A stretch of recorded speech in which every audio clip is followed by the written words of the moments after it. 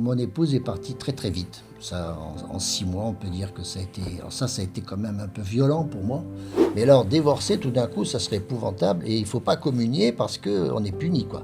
C'est absolument pas ça. Quand on s'aime plus, on en déduit beaucoup trop vite que l'on ne doit plus vivre ensemble.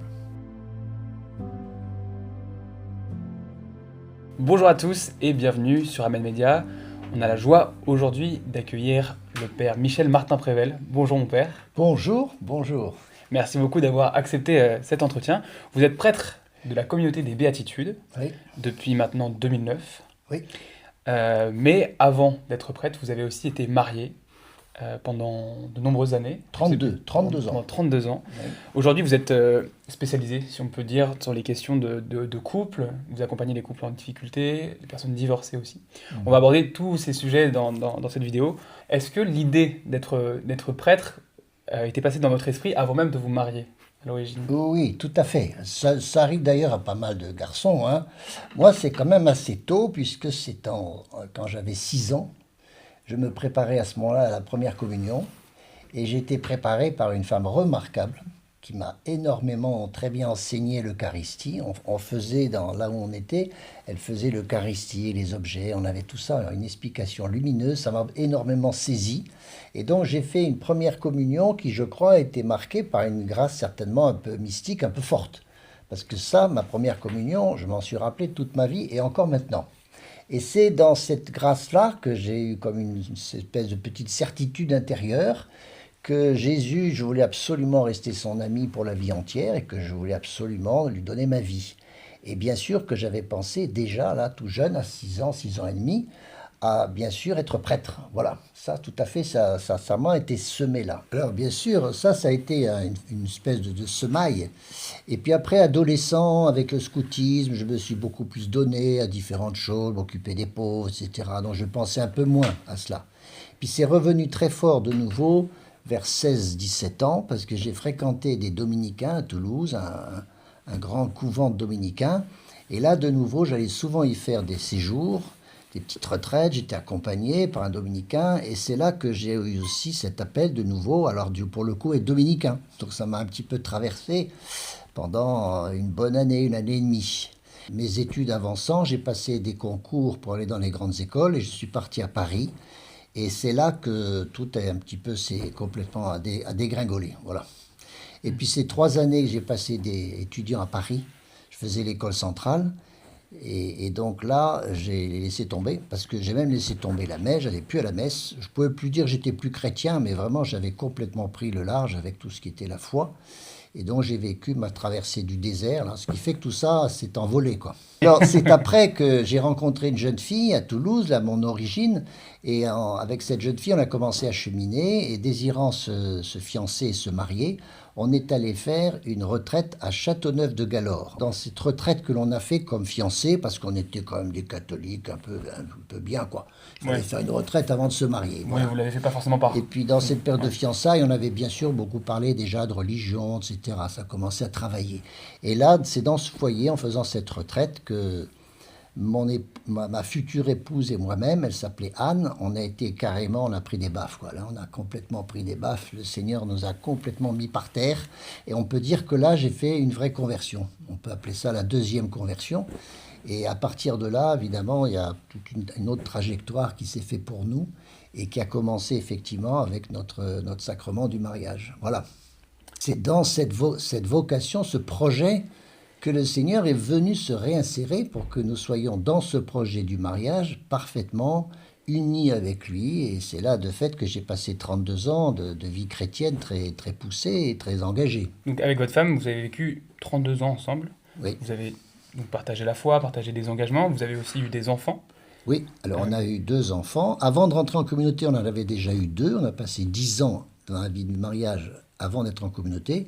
Puis nous sommes rentrés dans une communauté où il y avait la possibilité, bien sûr, d'être mariés.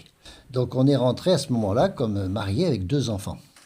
Puis après coup, on en a eu un troisième aussi, voilà, dans notre vie communautaire. Euh, il va y avoir un tournant dans votre vie, Oui. c'est le décès de votre femme.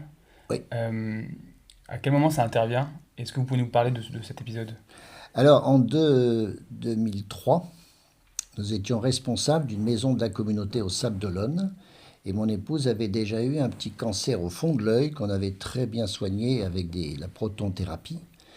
Bon, et à l'époque, on ne nous disait pas trop, mais on ne savait pas trop ce que ça allait donner après. Il y avait sans doute un risque de récidive, comme on dit. Mais de fait, c'était obligatoirement qu'il devrait y avoir une récidive.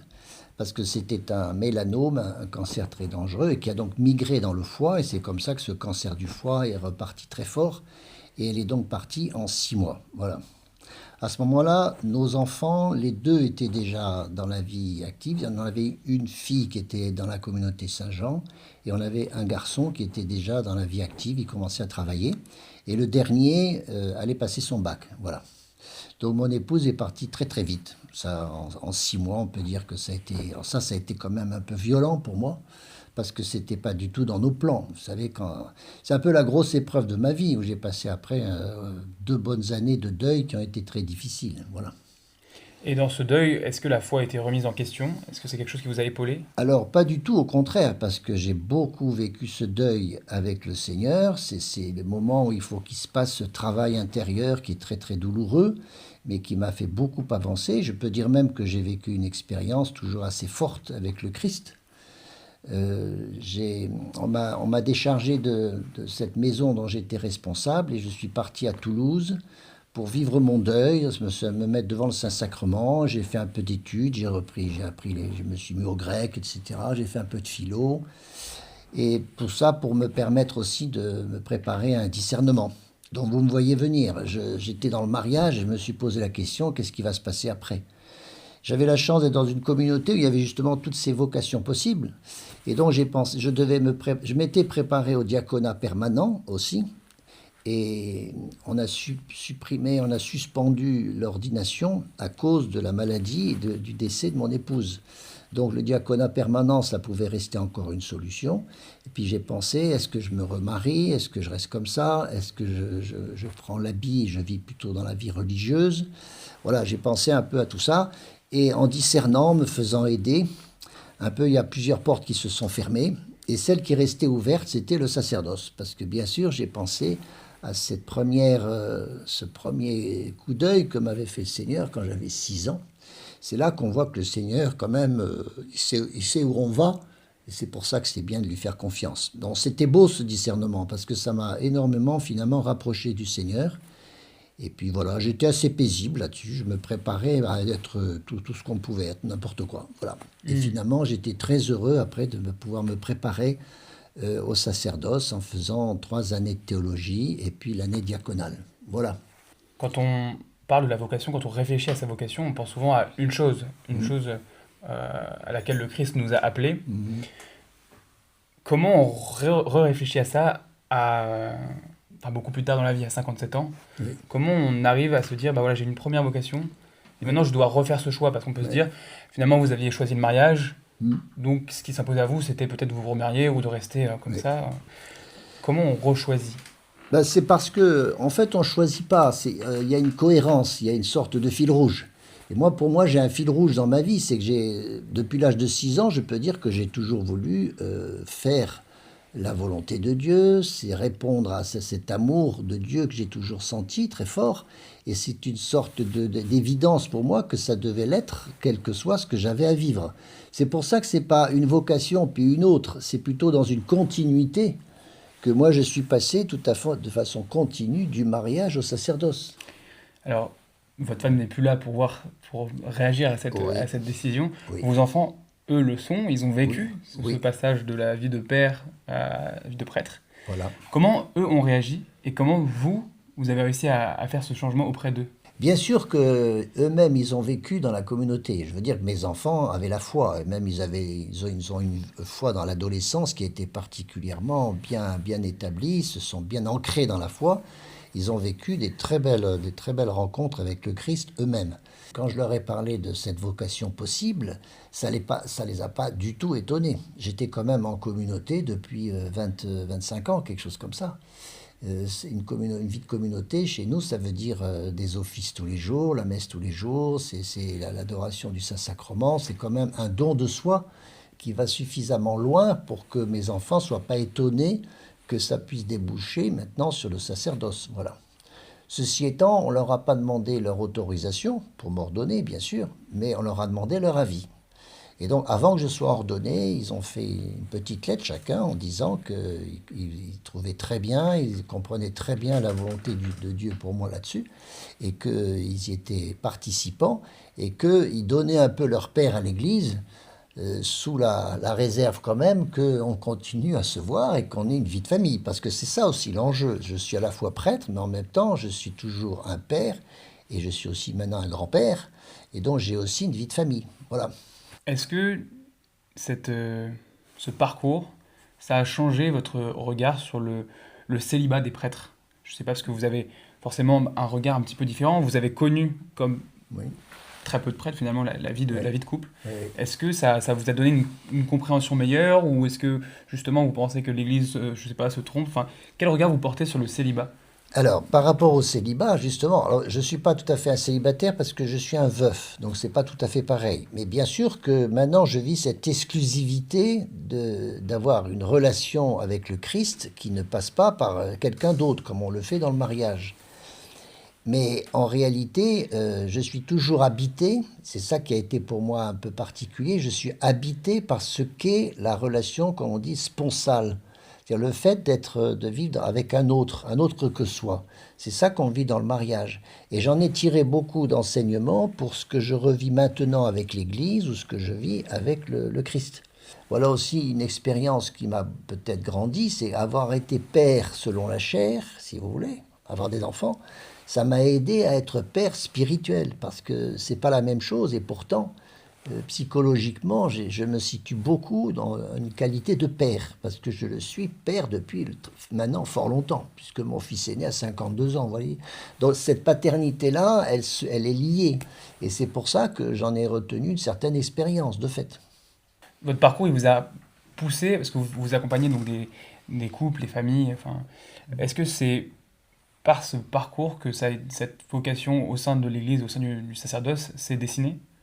Alors sans doute, ça me paraît évident que parce que moi j'avais l'expérience du mariage et de la famille, que ça m'a toujours intéressé de recevoir d'aider des couples. Et c'est surtout parce que je l'ai fait bien avant le décès de mon épouse. Ensemble, on a prêché des retraites de couple, on s'est occupé de fiancés, et puis on s'est occupé de famille, et même de divorcés. On a commencé très tôt à s'occuper ensemble de divorcés.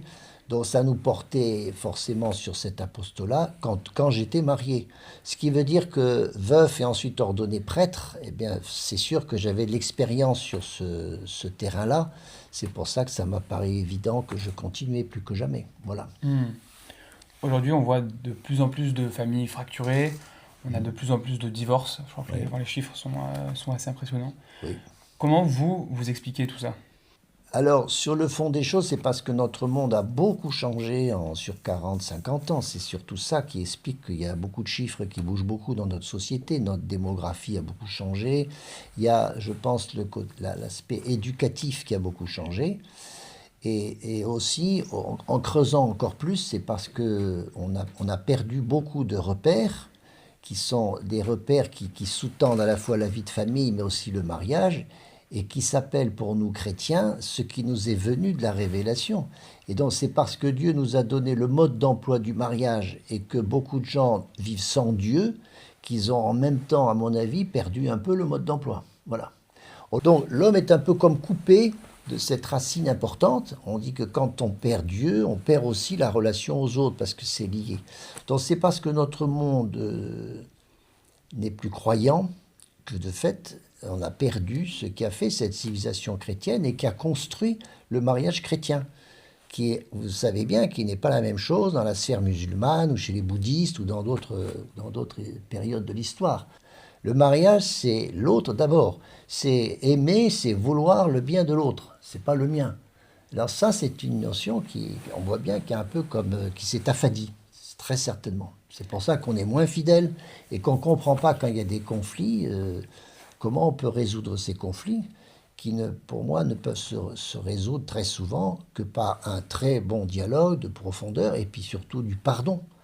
Est-ce qu'on parle assez du pardon? Il y a même des gens qui ne croient pas au pardon. Ça, évidemment, c'est incompatible, là aussi, avec la vie conjugale.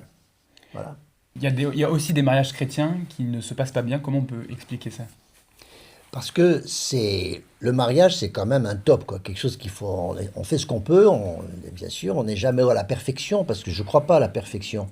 Mais on a quand même des sortes de règles un peu élémentaires que l'on vit plus ou moins. Et c'est pas parce qu'on est chrétien qu'on a forcément bien intégré tout ça. En particulier, on sait qu'aujourd'hui, on fait des efforts pour mieux préparer des jeunes au mariage, parce que de fait, il y a quand même beaucoup de choses à mieux comprendre.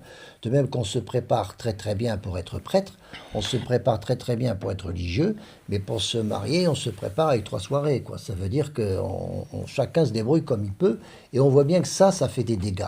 Et l'Église le comprend bien, puisqu'aujourd'hui, on veut absolument augmenter tout à fait cette période de préparation à une vocation qui reste une vocation très exigeante. On ne fait pas un couple du jour au lendemain, et c'est toutes ces choses-là qui aujourd'hui, pour des chrétiens comme pour d'autres, apparaît comme une urgence et une nécessité. Quelles sont les difficultés concrètes que vous voyez au sein des couples aujourd'hui? Ce que je vois concrètement, alors ça c'est les aspects plus sociologiques, c'est que les couples sont très occupés.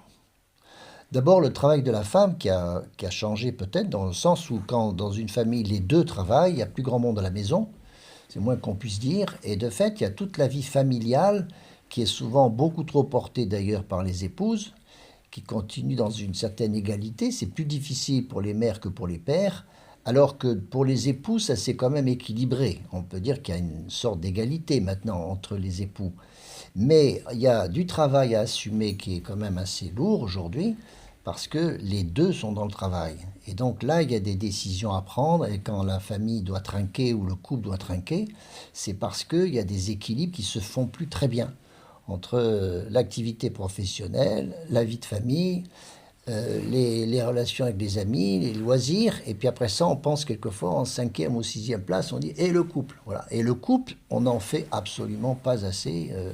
On ne travaille pas assez ce couple qui demande du travail, comme un jardin. Un jardin ne peut être beau que parce qu'on y travaille régulièrement dedans. Voilà.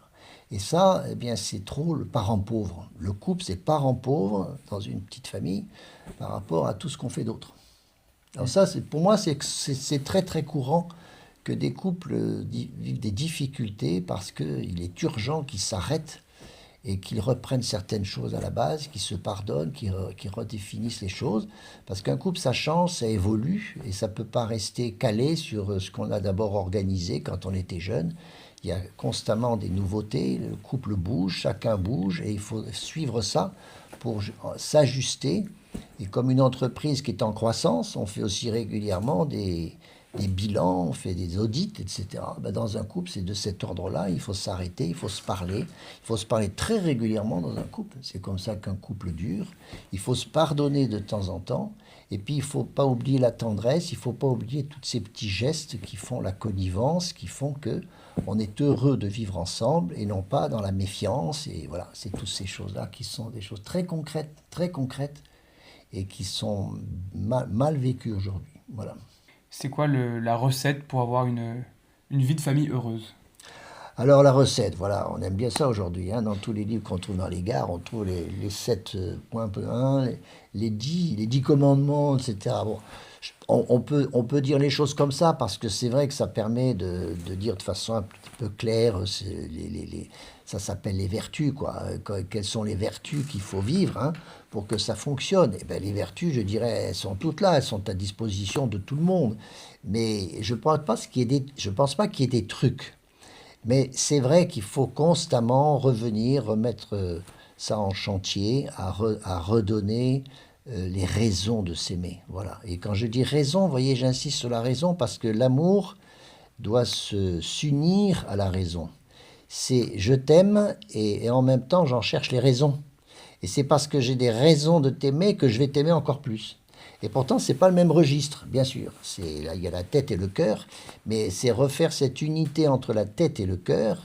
Et il y a des moments où je peux dire je sens plus que je t'aime, mais je veux t'aimer ou je vais t'aimer. Voilà, c'est ça qui redonne cette formidable vertu qui s'appelle l'espérance, quoi. Hein. Comment, en tant que prêtre, alors vous avez ce vécu de père, mais comment on accompagne justement ces couples en difficulté?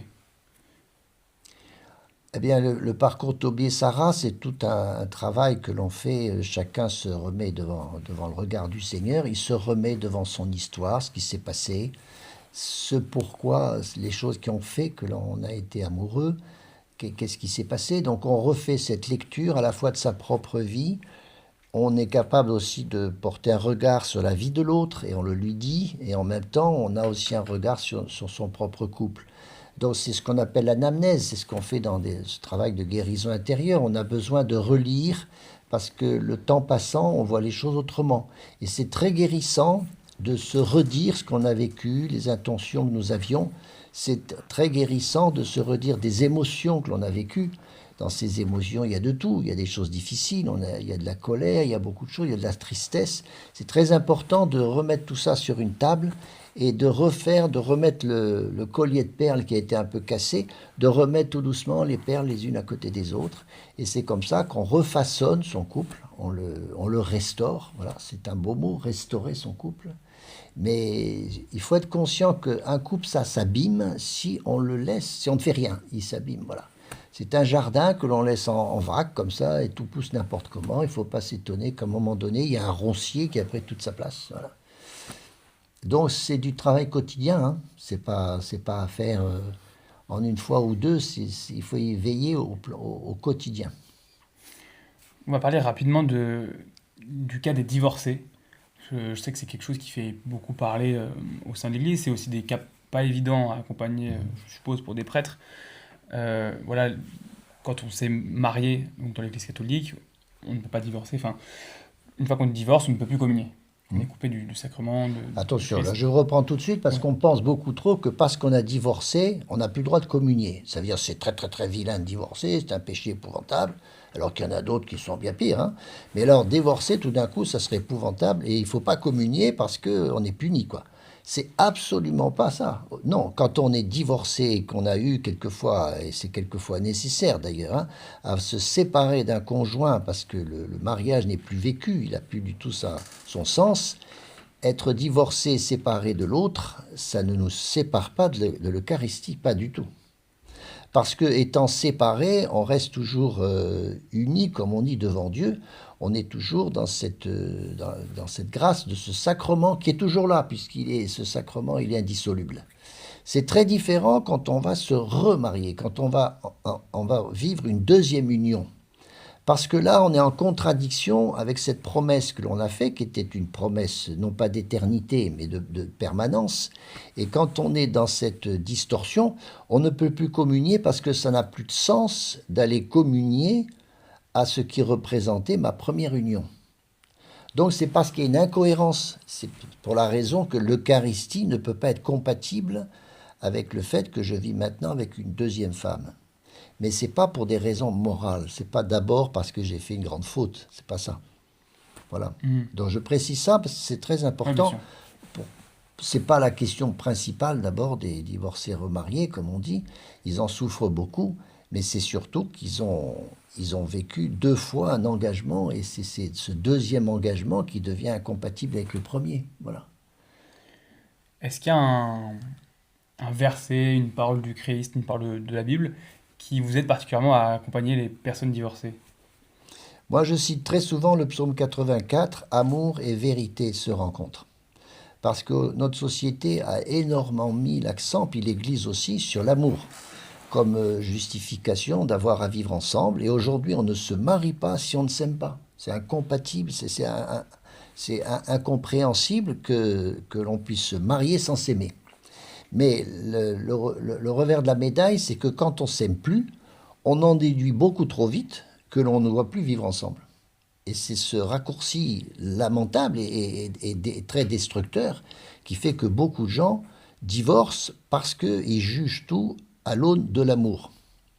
Et bien sûr que l'amour, ça fait des hauts et des bas, et que surtout quand on ne fait pas ce qu'il faut, il y a des moments, bien sûr, on ne sent plus du tout l'amour de l'autre.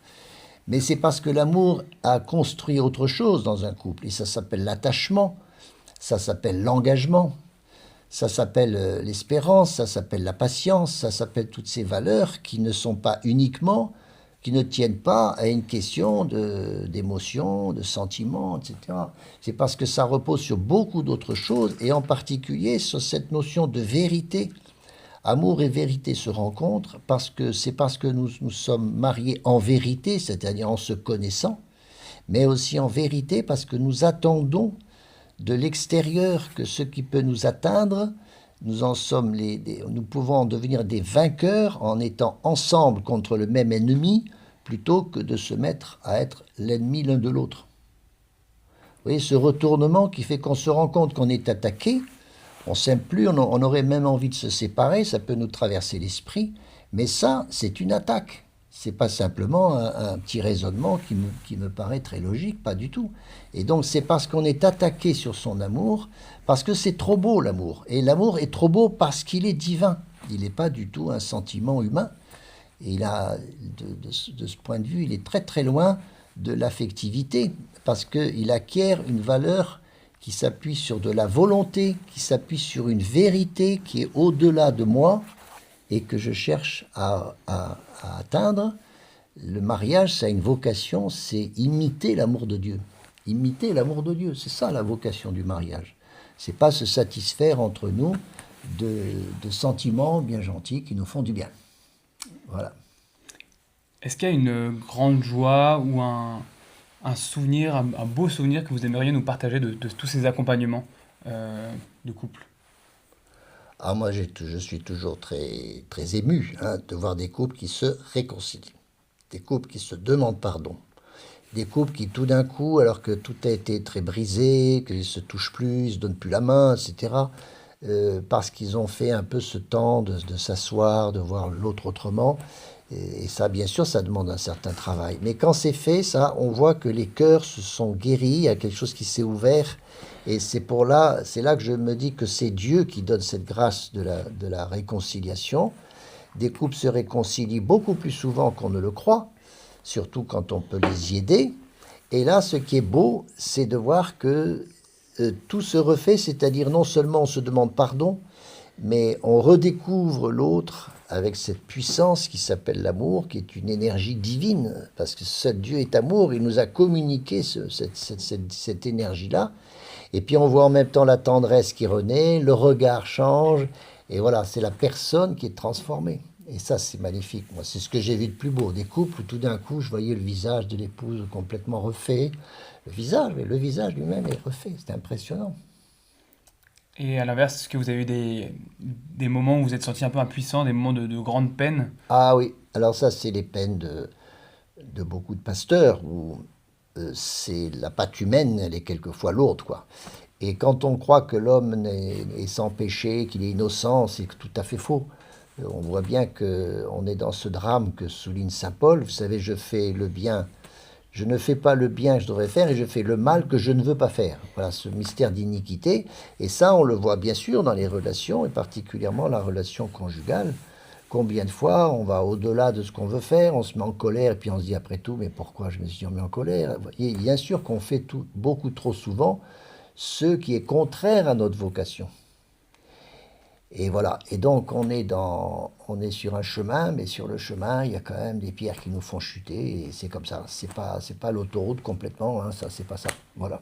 Vous allez donc sortir en février 2026 ce livre, Esprit de famille, construire le bonheur ensemble. Qu'est-ce que vous avez voulu transmettre à travers ce livre? Oh, alors c'est difficile de résumer un livre comme ça en peu de phrases, parce qu'il y a beaucoup d'éléments. Parce que la vie de famille, c'est quand même c'est très complet, comme la vie de couple d'ailleurs. Mais la vie de famille, il s'y ajoute la différence de génération. Et donc, la vie de famille, c'est une petite alchimie, on va dire, une petite alchimie à réussir, parce que c'est grandir ensemble. On est ensemble et on ne s'est pas choisi. Voilà déjà quelque chose d'intéressant. Donc on n'est pas un groupe d'amis, on n'est pas une institution, on n'est pas un club. C'est par la nature que ça se passe. Aujourd'hui, on veut plus trop croire à la nature. C'est pas une construction humaine, parce qu'on se reçoit, de même qu'on reçoit l'autre comme un époux, une épouse, et on reçoit des enfants. La vie nous traverse, on la reçoit. Et tout ça, ça fait rentrer la vie de famille dans ce qu'on appelle un mystère, c'est-à-dire une sorte de puits où il faut aller puiser, et puis plus on puise, plus on retrouve encore de bonnes choses. Mais c'est aussi parce qu'on y met cet effort. C'est pour ça que l'idée de construire est un beau verbe, parce qu'on a la famille qu'on mérite, si vous voulez, entre guillemets, c'est-à-dire celle que l'on a patiemment construite et qu'on a plus ou moins bien construit. Avec l'idée qu'il ne faut certainement pas faire de la perfection. Hein. Vous savez, l'histoire des 3 petits cochons, là, celui qui avait fait sa maison en paille, elle a été très vite démolie. En bois, ça a été un petit peu mieux, mais ça s'est aussi cassé la figure. Et il y en a un qui a fait ça avec des briques, ça avait l'air effectivement de mieux tenir. Hein. Sauf que même cette maison, c'est pas tout qu'elle soit bien solide, il faut aussi qu'elle ait des portes et des fenêtres, qu'elles soient ouvertes. Et la famille, c'est pas pour être un cocon. Alors aujourd'hui, on a ce danger de faire un cocon, parce que le monde devenant difficile, on est très préoccupé. Je connais des catholiques qui font ça, qui vivent entre eux avec des bonnes valeurs, etc., tout ce qu'il faut pour se protéger du monde et de l'environnement. Or, des enfants, s'ils naissent dans des familles, c'est pour ensuite se retrouver dans un monde qui n'est pas forcément le leur, évidemment. Et donc c'est pour ça qu'on ne peut pas fermer la famille sur elle-même et la garder comme un cocon, parce que c'est irréaliste. Et donc, il s'agit dans la famille d'apprendre à devenir des hommes et des femmes capables, bien sûr, de mener tous les combats qu'il y a à mener dans notre vie. Voilà. Aujourd'hui, on comprend mieux qu'il y a des combats pour vivre. Parce qu'encore une fois, il y a du mal, il y a du péché, il y a des choses qui vont de travers. Et donc, il s'agit, dans tout ça, d'être construit aussi pour aller de l'avant, quoi.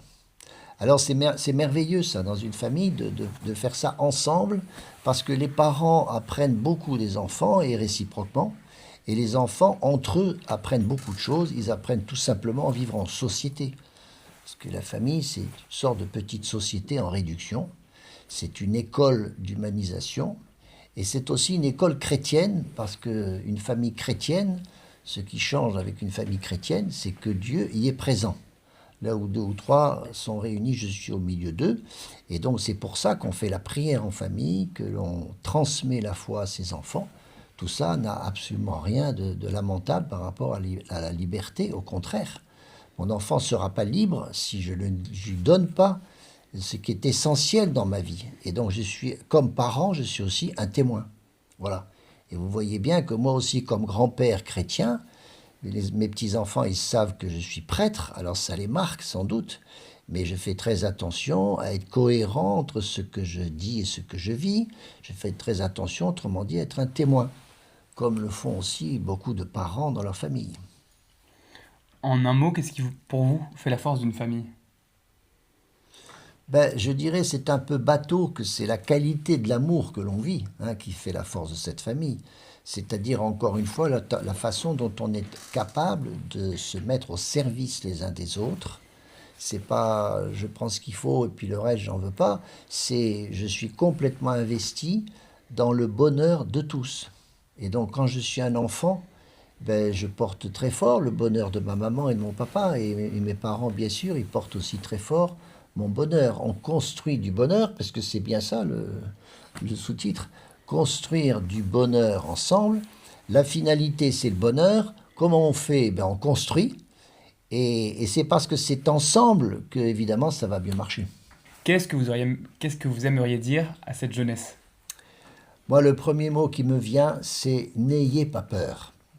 Parce qu'on vous dit beaucoup que le monde est foutu, que la planète, elle est fichue, et que les hommes politiques, ça vaut plus rien, et que l'économie se casse la figure, et qu'en plus, on a la guerre à nos portes.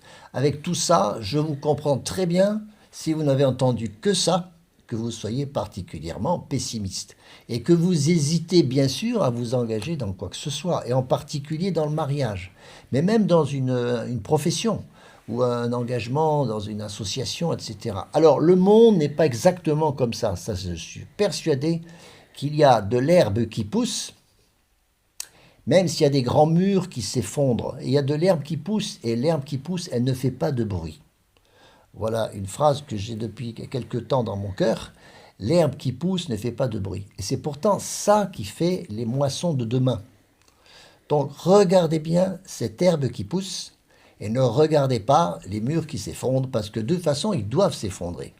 On dit que notre monde change énormément, on est à l'ère numérique, il y a maintenant l'intelligence artificielle. Très bien, moi je trouve ça formidable. Adaptons-nous. Mais gardons en tout cas le fait que le monde, c'est ce que nous en faisons qu'il sera. Et c'est pas, on n'a pas à subir, et en particulier à subir ce catastrophisme peut-être qui effectivement vous démobilise complètement. Alors n'ayez pas peur, parce que le monde de demain sera aussi beau, sinon plus qu'aujourd'hui, ou que ceux d'avant. Parce qu'avant, c'était pas non plus formidable, soyez-en sûrs. C'était pas forcément formidable, non, pas du tout.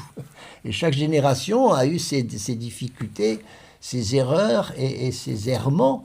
Eh bien, vous aurez les vôtres, mais en tout cas, le monde est toujours beau à faire parce que c'est Dieu qui l'a fait et qu'il a mis dans ce monde de quoi le faire beau.